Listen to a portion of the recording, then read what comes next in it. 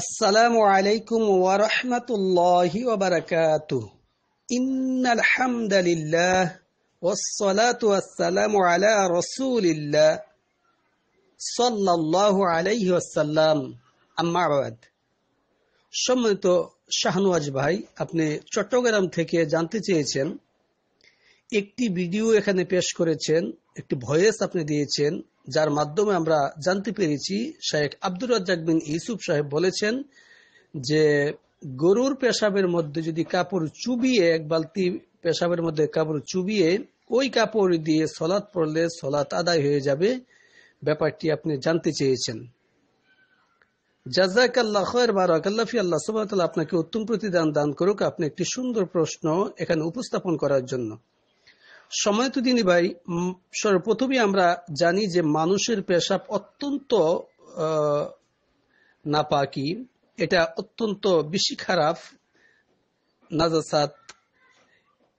এই ব্যাপারে আমরা যদি দেখি যে ইবনে আব্বাস রাদিয়াল্লাহু তাআলা আনহু থেকে একটা হাদিস বর্ণনা করা হয়েছে যে ইবনে আব্বাস রাদিয়াল্লাহু তাআলা আনহু তিনি বলেন যে নবী করিম সাল্লাল্লাহু আলাইহি ওয়াসাল্লাম তিনি একটা বাগানের পাশ দিয়ে যেতেছিলেন, এমন সময় কবরের মধ্যে আযাব হচ্ছে, আর উনি বললেন যে আসলে তাদের বেশি কোনো অপরাধের কারণে এই আযাবটা হচ্ছে না, অল্প বেশি বড় কোনো অপরাধ না। অপরাধ হলো এই যে একজনে তাদের মধ্যে এরকম চুকুলখুরি করত, গীবত করত, আরেকজন হলো যে সে পেশাব থেকে পবিত্রতা অর্জন করত না, সতর্কতা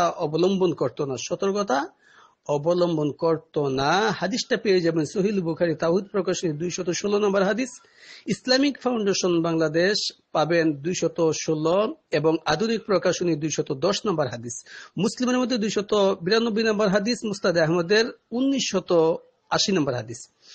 তো এই হাদিসের মাধ্যমে আমরা জানতে পেরেছি যে পেশাবের অসতর্কতা থাকার কারণে কবরের মধ্যে আযাব হবে এবং হচ্ছে। এই হাদিসটাকে কেন্দ্র করে যেহেতু অসতর্কতা ছিল, সেহেতু সমাজের মধ্যে, দেশের মধ্যে চালু হয়েছে বিভিন্ন ভাবে পেশাব করার পরে ব্যাক ড্যান্স দেওয়া, এরকম ভাবে লজ্জাস্থানে ধরে হাঁটাহাঁটি, নাচানাচি, লাফালাফি, এরকম পিটি করা শুরু হয়েছে, কাশাকাশি শুরু হয়েছে, যেগুলির কোনো নজির, কোন হাদিস না রাসূল সাল্লাল্লাহু আলাইহি ওয়াসাল্লামের কাছ থেকে, সাহাবা আজমাইন, তবে তাবিঈনগণের কাছ থেকে কোনো দলিল পাওয়া যায়, যেগুলি নতুন ভাবে বেদাত হিসাবে তারা আবিষ্কার করেছে ইবাদতের নামে। হাদিসটা হলো অসতর্কতা ছিল, সে পেশাব করার পরে সতর্কতা অবলম্বন করত না। কেউ যদি সতর্কতাটা অবলম্বন করে তাহলে সে ওইটা থেকে মুক্ত হয়ে যাবে। সতর্কতা অবলম্বন করার মানে এই না যে আপনি ড্যান্স শুরু করবেন, আপনি 40 কদম 50 কদম এরকম হাঁটাহাঁটি শুরু করবেন, লাফালাফি শুরু করবেন, এগুলি ইসলামের কোনো জায়গা নেই। সময়ত উপস্থিতি, এটার মাধ্যমে আমরা এতটুকু বুঝতে পেরেছি মানুষের পেশাবটা অত্যন্ত নাজাসাত, এটা অপবিত্র, এটা থেকে সতর্কতা অবলম্বন করতে হবে। সম্মানিত দিনী ভাইরা, আমরা যদি দেখি যে নবী করিম সাল্লাল্লাহু আলাইহি ওয়াসাল্লাম ওনার কাছে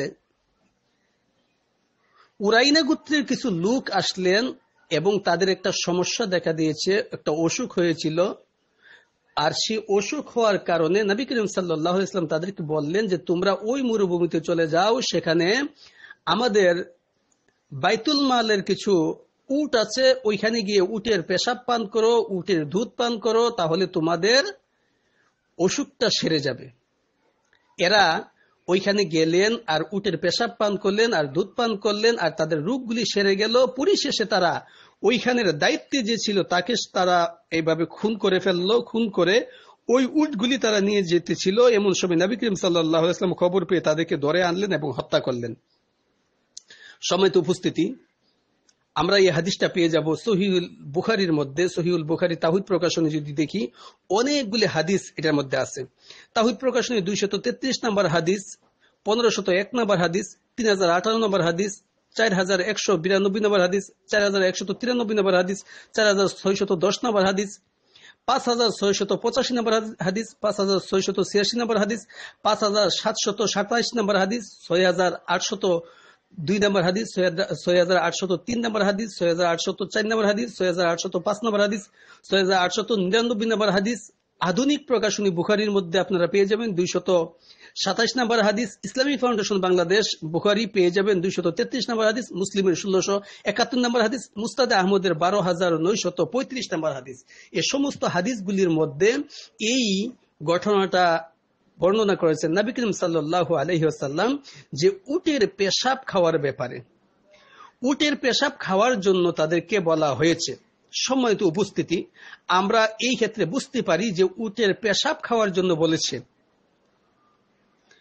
তাহলে আমরা এবার যদি পবিত্র কোরআনের দিকে তাকাই তাহলে আমরা দেখতে পাই যে সূরা বাকারা সূরা নম্বর 2 আয়াত নাম্বার 172 মধ্যে আল্লাহ সুবহানাহু ওয়া তাআলা জানিয়ে দিয়েছেন, ইয়া আইয়ুহাল্লাযীনা আমানু কুলু মিন তাইয়্যিবাতিন মা রাযাকনাহুম, যে হে ঈমানদারগণ তোমরা কি করো, ও বিশ্বাসীরা তোমরা কি করো, তোমাদেরকে যা আমি রিজিক দিয়েছি সেগুলি থেকে যেটা তয়্যিবাত, যেটা পবিত্র, সেটাকে তোমরা কি করো, আহার করো। পবিত্র জিনিস তোমরা আহার করো। পবিত্র কোরআনের এই আয়াতের মাধ্যমে আমরা বুঝতে পেরেছি নবী করিম সাল্লাল্লাহু আলাইহি ওয়াসাল্লাম উটের পেশাবকে খাওয়ার জন্য বলেছেন। সুতরাং এই আয়াতের মাধ্যমে, কোরআনের আয়াতের মাধ্যমে বুঝতে পেরেছি উটের পেশাবটা পবিত্র, কারণ পবিত্র জিনিস খাওয়ার জন্য বলেছেন। আর নবী করিম সাল্লাল্লাহু আলাইহি ওয়াসাল্লাম খাওয়ার জন্য যেহেতু বলেছেন সেহেতু ওইটাও কি, উটের পেশাবটা পবিত্র। সম্মানিত দিনী ভাইরা, আমরা যদি আরেকটা সূরা দেখি, সূরা বাকারা সূরা নাম্বার 2 আয়াত নাম্বার 168 মধ্যে আল্লাহ সুবহানাহু ওয়া তাআলা জানিয়ে দিয়েছেন, ইয়া আইয়ুহান নাস কুলু মিম্মা ফিল আরদি হালালান তাইয়্যিবা, হে মানব জাতি, হে মানুষ, তোমরা কি করো, পৃথিবীর মধ্যে যা তোমাদের জন্য হালাল আছে এবং পবিত্র আছে তা তোমরা ভক্ষণ করো। তাইলে হালাল এবং পবিত্র হওয়া লাগবে। যেটা আমরা ভক্ষণ করব, খাবার খাবো, সেটা হালাল যেরকম হইতে হবে, পবিত্র হওয়া লাগবে। দুটেই থাকতে হবে, হালালও থাকতে হবে, পবিত্রও থাকতে হবে।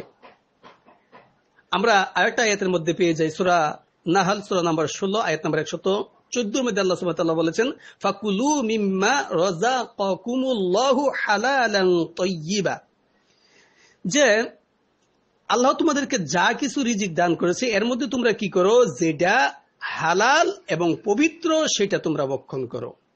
এই আয়াতগুলির মাধ্যমে আমরা স্পষ্টভাবে আমরা বুঝতে পেরেছি যে হালাল এবং পবিত্র জিনিসকে আল্লাহ সুবহানাহু ওয়া তাআলা কি করেছেন, আমাদের জন্য খাওয়ার জন্য বলেছেন।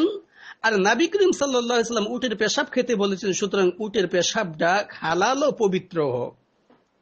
উটের পেশাব একসাথে যেরকম হালাল, একই সাথে সেটা পবিত্র।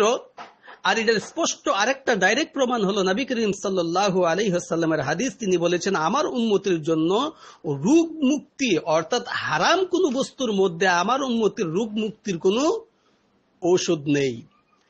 অর্থাৎ কোন হারাম বস্তুর মাঝে আল্লাহ সুবহানাহু ওয়া তাআলা এই উম্মতের জন্য রোগ মুক্তি রাখেননি।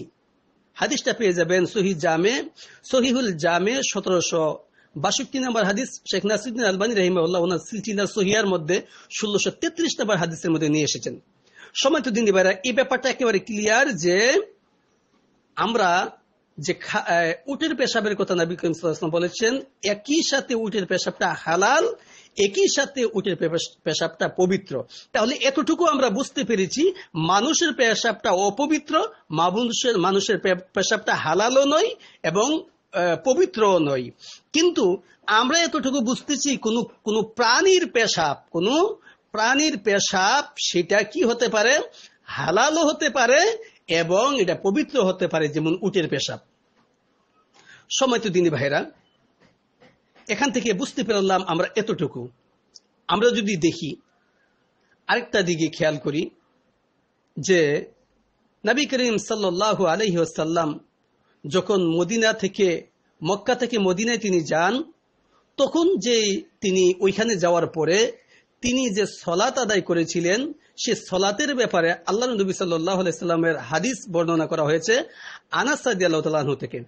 আনাস ক্বালা রাসূলুল্লাহ আনাস রাদিয়াল্লাহু তাআলা আনহু ক্বালা কানা নবী সাল্লাল্লাহু আলাইহি ওয়াসাল্লাম, আনাস রাদিয়াল্লাহু তাআলা আনহু বলেন যে রাসূল সাল্লাল্লাহু আলাইহি ওয়াসাল্লাম কি করেছেন, ইউসাল্লি, তিনি সালাত পড়েছেন ক্বাবলা আন ইউবনাল মসজিদিল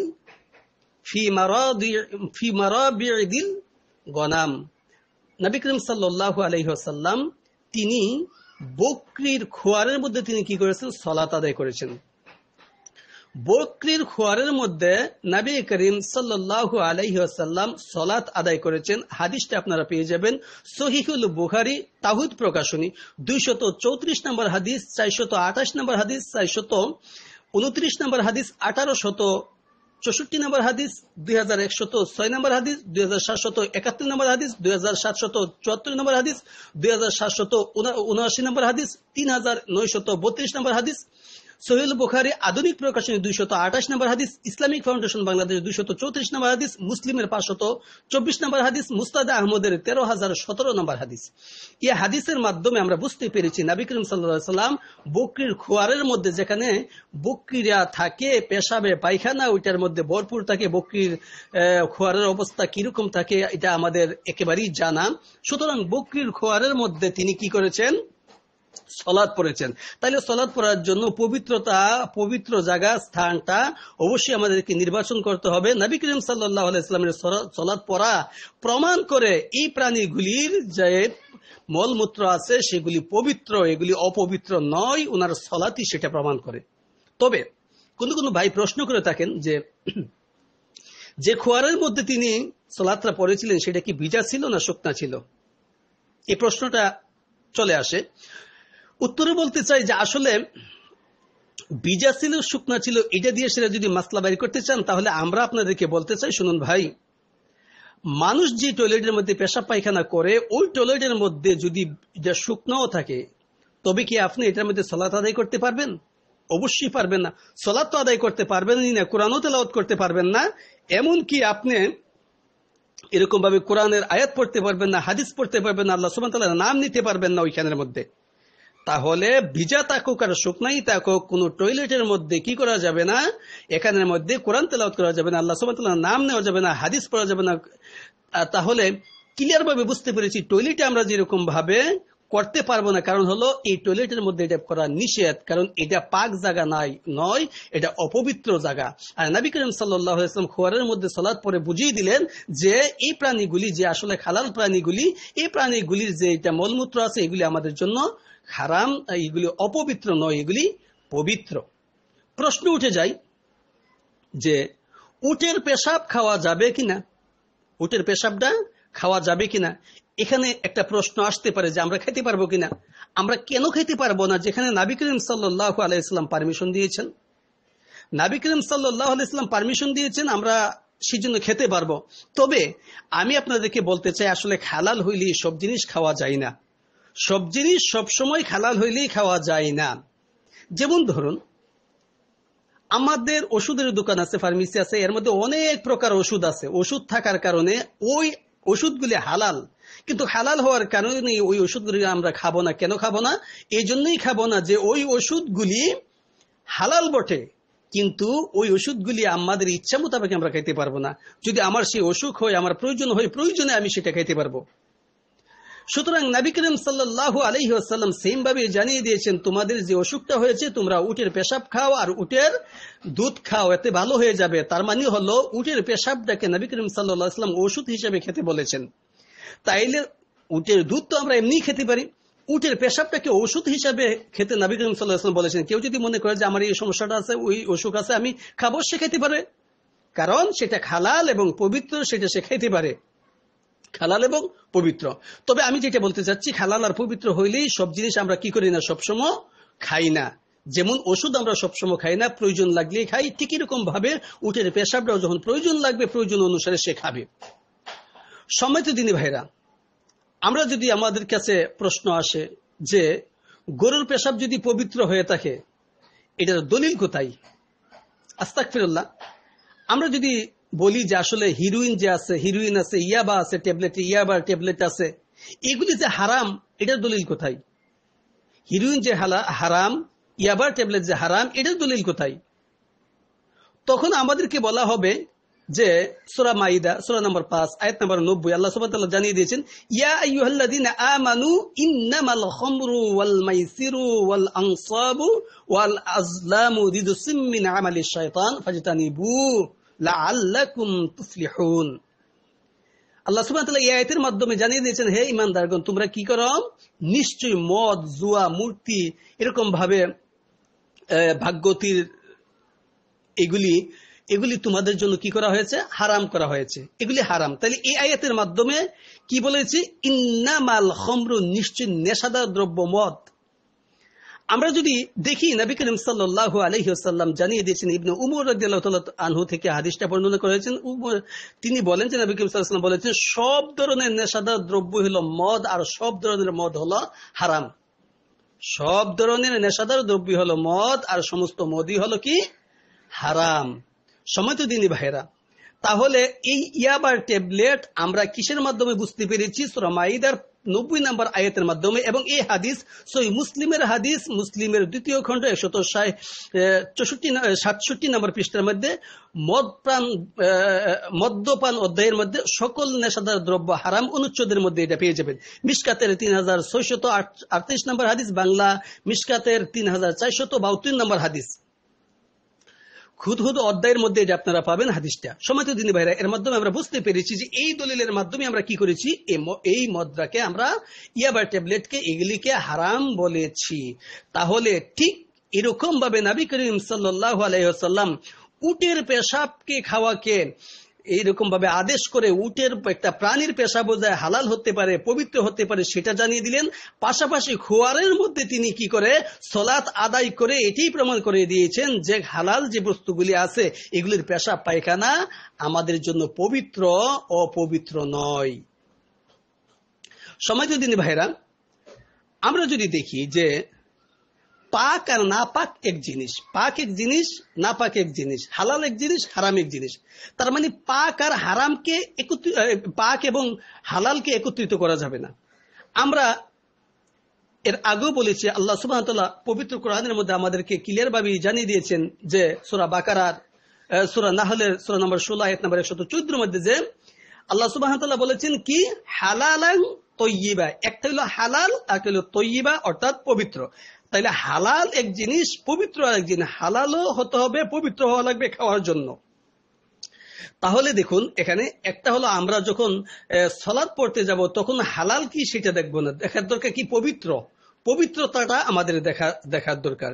এখন কেউ যদি মনে করে যে এটা তো পবিত্র, পবিত্র হলে খাইতে হবে, জি না, উটের পেশাবটাকে যেহেতু খাওয়ার জন্য বলা হয়েছে, সুতরাং এটা হালালো, এটা তয়্যিবা, তো এটা পবিত্র আছে এবং এটা কি হালালো। আর যেহেতু বাকিগুলি পেশাবের কথা, খাওয়ার কথা বলেন নাই, বাকিগুলি খাওয়ার কথা বললেন নাই, কিন্তু নবী সাল্লাল্লাহু আলাইহি ওয়াসাল্লামের আমলের মাধ্যমে আমরা বুঝতে পেরেছি যে এগুলি কি পবিত্র। সুতরাং এটা তো খাওয়ার প্রশ্নই আর উঠবে না, উঠবে শুধুমাত্র উটের, তাও সবসময় না, ওষুধের মতো। ওষুধ যখন আমরা প্রয়োজন লাগে খাই, তখন সেটা আমাদের প্রয়োজন লাগলে সেটাও আমরা কি করব, আমরা সেটা পান করব। সুতরাং হালাল এবং পাকের মধ্যে পেঁচ লাগিয়ে এরকম ভাবে ধরে নেওয়া যে না তোমরা এরকম ভাবে গরুর পেশাবও খাও, এটার পেশাবও খাও, না, এগুলির পেশাব তো খাওয়ার প্রশ্ন আসে নাই। উটের পেশাবটাই তো খাওয়ার প্রশ্ন আসে তখন যখন অসুখ হবে, এটা আমরা ওষুধ হিসাবে আমরা খাবো। যেরকম ভাবে ফার্মেসির মধ্যে ওষুধ থাকে, আমাদের নিজে ইচ্ছা মোতাবেক খাই না, প্রয়োজন লাগলেই খাই, ঠিক ওইটাও প্রয়োজন লাগলে তখন খাবে, পেটের খিদা নিবারণ করার জন্য নয়, ওষুধ হিসাবে সেটাকে খাবে।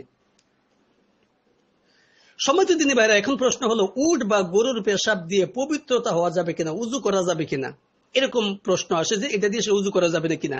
জি না, এটা দিয়ে কখনো উযু করা যাবে না। কারণটা হচ্ছে এটা, দেখুন আপনারা খেয়াল করুন যে আমরা যদি দেখি যে আমাদের পানি দিয়ে, যে পানি দিয়ে উযু করছি, পবিত্রতা অর্জন করছি, সে পানি দিয়ে আমরা কি করতে পারি না, আবার পবিত্রতা অর্জন করতে পারি না।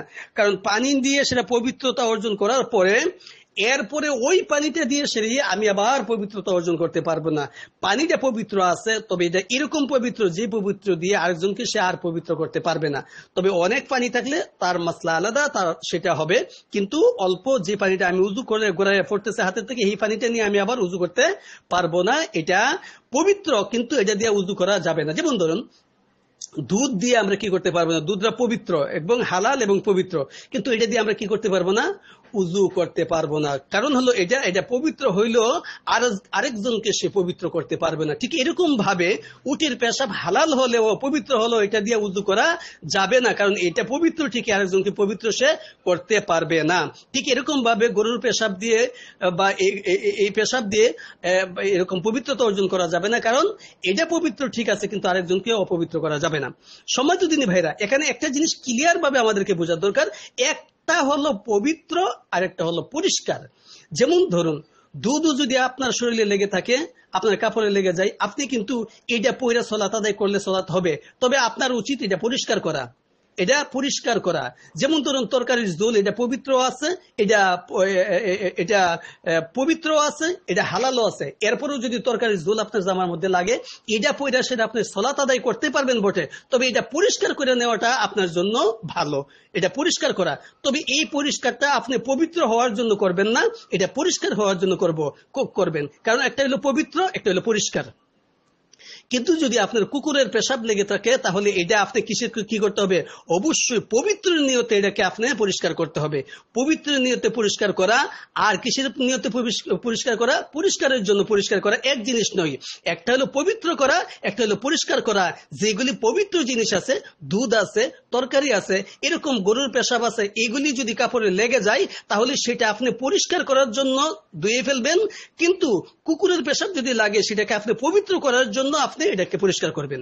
সুতরাং এই জিনিসটা আমাদেরকে অবশ্যই ক্লিয়ার ভাবে আমাদেরকে বুঝতে হবে। এই বিষয়গুলি না বোঝার কারণে আমাদের এই অবস্থা। আল্লাহ সুবহানাহু ওয়া তাআলা ক্লিয়ার ভাবে জানিয়ে দিয়েছেন সূরা বনী ইসরাঈল সূরা নম্বর 17 এবং আয়াত নাম্বার 81 মধ্যে, ওয়াকুল জাআল হাক্কু ওয়া যাহাকাল বাতিল ইন্নাল বাতিলা কানা যাহুকা। যখন সত্য আসে মিথ্যা তখন বিলুপ্ত হয়ে যায়, আর মিথ্যাটা তার স্বভাবের কারণে বিলুপ্ত হয়। শুধুমাত্র আমাদের ভাইয়েরা নিজেদের মাযহাবকে টিকানোর জন্য, নিজেদের হুজুরের মতটাকে প্রতিষ্ঠিত করার জন্য তারা আমাদের বিপরীত অবস্থান গ্রহণ করেছে। অথচ আফসোস আর পরিতাপের বিষয় হলো এই যে আসলে তারা তাদের মাযহাবের মাসলাগুলিও জানে না। সুতরাং তাদের মাযহাবের মাসলাটা আমি আপনাদের সামনে পেশ করে তারপরে শেষ করে দিচ্ছি ইনশাআল্লাহ। ইমাম আবু হানিফা রাহিমাহুল্লাহ তিনি বলেছেন, যেসব প্রাণীর গোশত হালাল তাদের মলমূত্র পাক। যেসব প্রাণীর গোশত হালাল তাদের মলমূত্র পাক। এটা দেখবেন আপনারা হিদায়ার কিতাব 1299 হিজরিতে যেটা ছাপা হয়েছিল, মুস্তফাই ছাপান, প্রথম খণ্ড এবং 26 নম্বর পৃষ্ঠা। সুতরাং ইমাম আবু হানিফা রাহিমাহুল্লাহর মতেও এই হালাল বস্তু যেগুলি আছে এগুলির মলমূত্র কি পাক।